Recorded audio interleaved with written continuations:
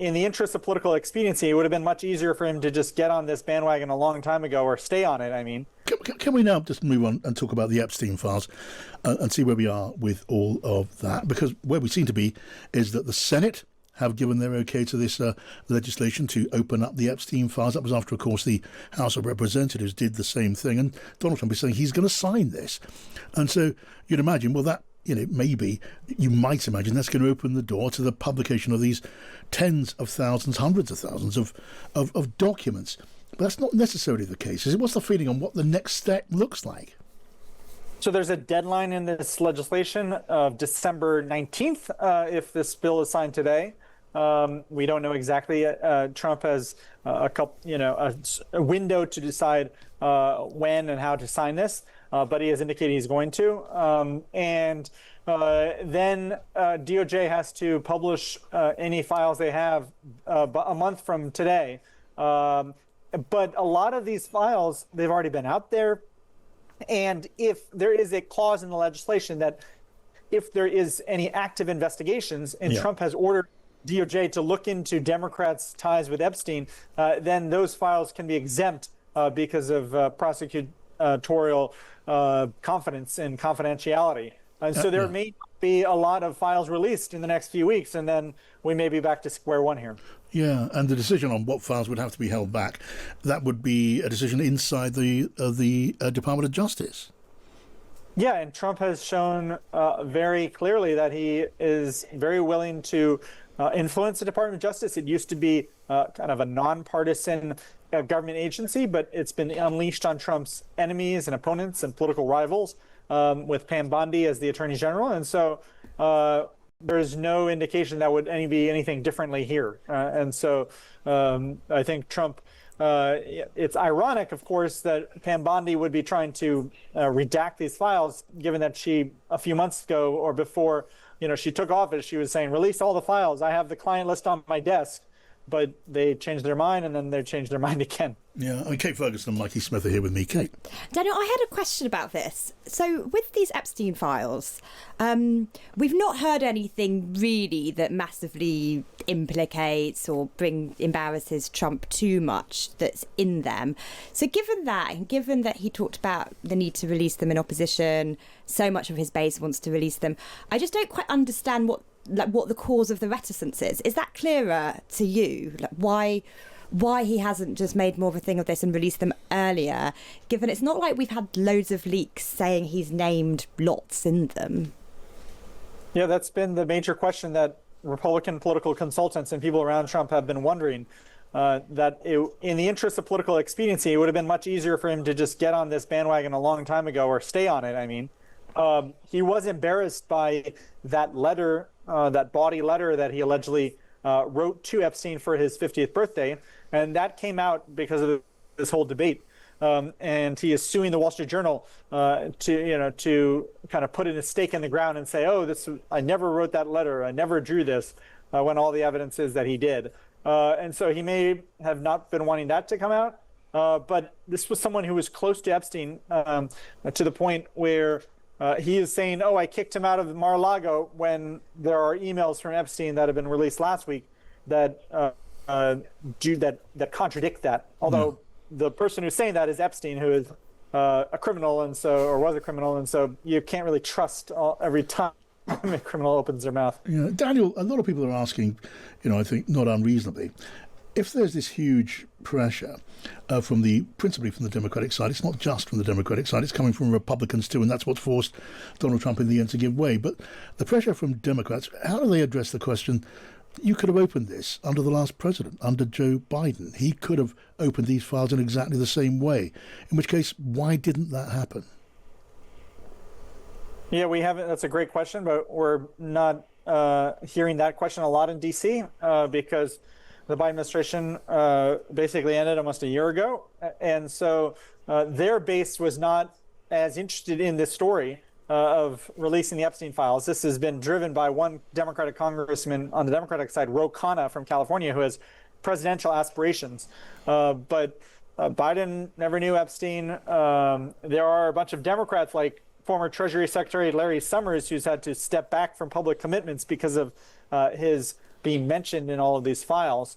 And so I think that America often looks forward, and Trump is the one every day. He says, "Oh, I inherited a terrible economy and so many wars from Joe Biden. I've had to clean up his mess." He blames Biden basically every single day. Okay, Mikey.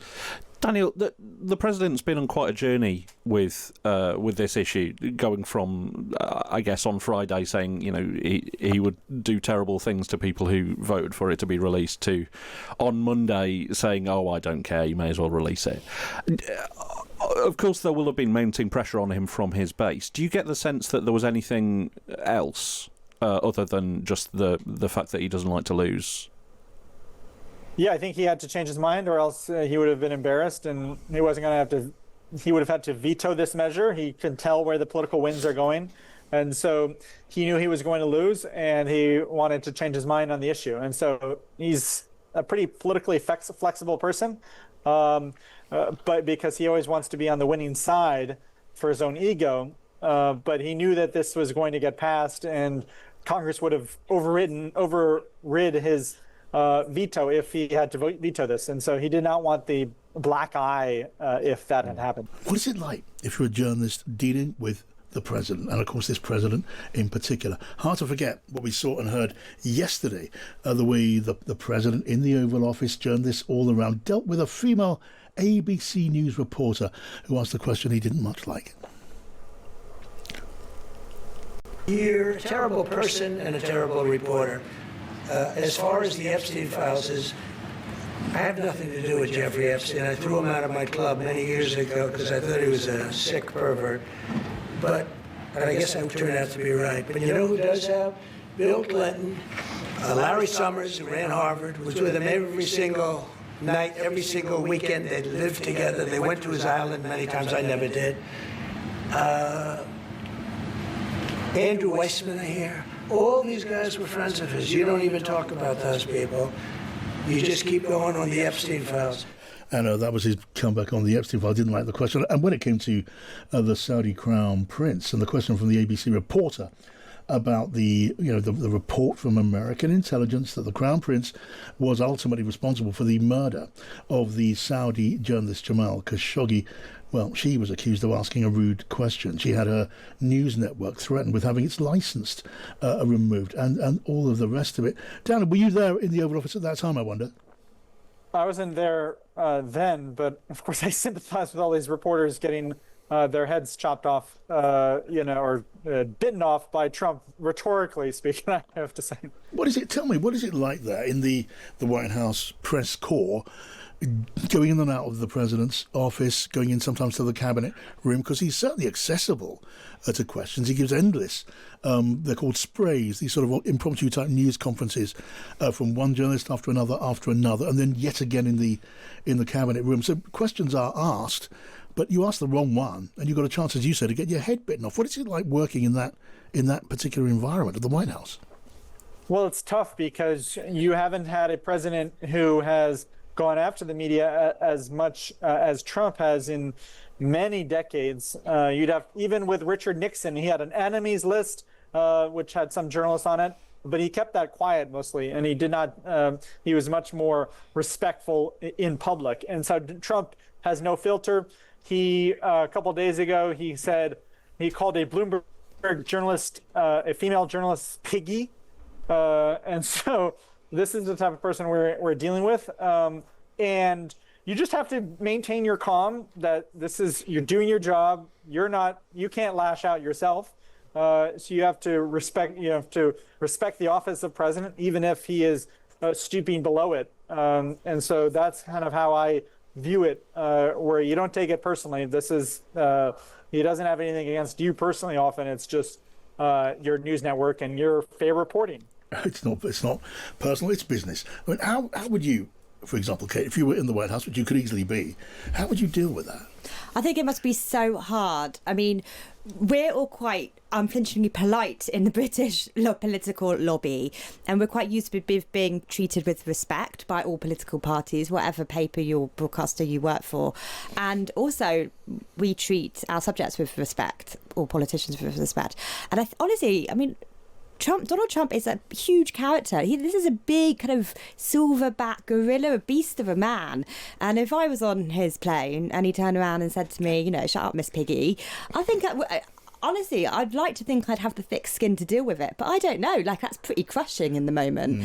So I have a lot of sympathy for that reporter, because if kind of Keir Starmer did that to me, well, you can't really imagine Keir Starmer doing something like that, but in an alternative, parallel universe, if Keir Starmer did something like that to me, I think I'd be pretty annoyed, but I'd also be very taken aback. And I think it takes something to retain your calm and your dignity, because the US president is the most powerful man in the world, hands down. It is a whole new dimension of aggression. It is unlike anything I think any of us have seen. But in your time, I mean, you know, you've been around. Have you guys had a roughing up from a senior politician at any point? You don't always write stuff that people like. Oh, yeah. I mean, lots of politicians don't like what I write. And I haven't really had a roughing up, because probably the politician that didn't like what I wrote the most was Jeremy Corbyn. But there was no roughing up from Corbyn. Did he ever say anything much? He was very, very pass-ag. What you get from Corbyn... Pass-ag. What you get from rather than ag. What you get from Corbyn was just, he would just sort of sniffily ignore you. So I went to every single event Jeremy Corbyn did in his 2019 election campaign. Just me in the mail at a lot of those events. No mirror, I'm afraid. Anyway, and he studiously failed to ever let me ask a single question. But that's very different from him calling me Miss Piggy across the room. Like, that was fine. Yeah, I like to think, and I've never had a roughing up, certainly on camera. I've had some hairdryer treatments down the phone from people who didn't like things I've written, but that isn't the same really as being berated in public. I would like to think that if Keir Starmer, he wouldn't, but if he did say something like that the lobby as a pack would, not necessarily out of a sense of solidarity, but out of maybe that they smell weakness, would row in behind and say, hang on, that's not right. You know, that's not a good thing to say. I think in America they're being slightly slow to pick up on this idea. They've got it a little bit with the Pentagon, which slapped all these ridiculous restrictions on reporting, and they walked out en masse. I wonder how far. Maybe Daniel can help me with that if he's still here. I wonder how close the White House press corps is to just saying, hang on, up with this, we will not put. That's enough. That's We're not done. going to happen. Daniel, I mean, let me ask you this: the ABC correspondent who got a real earful from President Trump that time, you've got to say, having watched it, she did stand her ground. She did not back down. She looked him in the eye and persisted with the question, which clearly infuriated the president. That journalist, as it comes to the point that she's had her feedback from her fellow White House correspondent colleagues, is she a bit of a hero in the West Wing? Well, we're all rivals as well, and so we don't designate everyone to be heroes, but she is well respected. She has been before this moment, and she is even more so now. And so you don't want to give your ground. You want to be able to stand up to authority and speak truth to power. It's a totally legitimate question. This is MBS's first trip to D.C. In the last number of years. This is not like this is ancient history, the Khashoggi matter. This is not 60 years ago. This is less than a decade ago. And so that's why it's still newsworthy. And so I think that politicians, they have to know that the Fourth Estate, they are very powerful, and they keep their jobs way beyond that these politicians are in office. And so Mary Bruce and the other Catherine Lucy from the Bloomberg News Service, who was called Piggy, they will be in the White House a lot longer than Trump is around the political scene. Daniel, have you rehearsed the way you'd handle it if the death ray turns on you? Well, I know Trump once called me a killer in private, and so, which is, I think, his highest compliment. A killer? Did he mean that as a compliment in some way? I think he did. That's his highest compliment for anyone. And so but it's you have to, he's called my stories fake news before, not to my face, but you just have to figure that this is, I would maintain my composure. I don't want to get reprimanded by my bosses if I spoke back to him. And so you restate your question, you try to get your question in, but you don't get in a pissing match with the President of the United States or any other. No, Not wise. and offended listeners, apologies for that very American expression. And I don't think anyone was suggesting that you should engage and attack the president. It's more about standing your ground and asking your questions. But there can be a price. There can certainly be a price for that. Daniel Lippman, let us keep in touch on these and other stories. It's really good to have you here with us on the programme.